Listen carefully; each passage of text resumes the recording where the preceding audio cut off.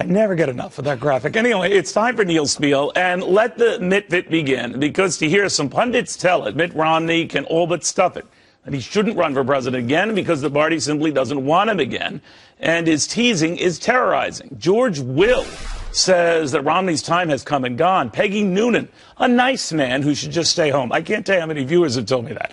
Then Rand Paul, been there, done that. And on and on and on. Republicans and conservatives alike who say Romney is history, that a Romney run will fracture an already crowded field and all but guarantee another Democratic president. Never mind, many of these were the same folks who spoke glowingly of Romney before he teased us yet again. Back then, he was prescient and right and ahead of his time. Now they figure past his time. Maybe past their time, but I don't know about all Republicans' time, because in the latest CBS News poll, guess who garners 59% of Republicans' nationwide support, or at least the support for another run? Mitt Romney.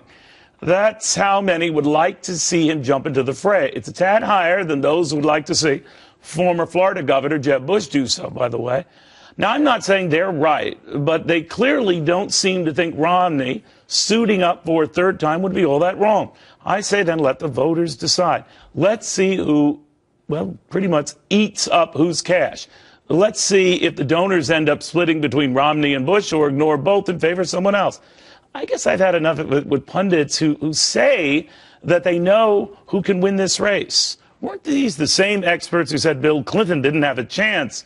Or back in 1976, after a failed, oh-so-close presidential bid, Ronald Reagan was done. Look, it is way too early to start publishing political obituaries, often written by those who refuse to see the folks they're writing about aren't dead.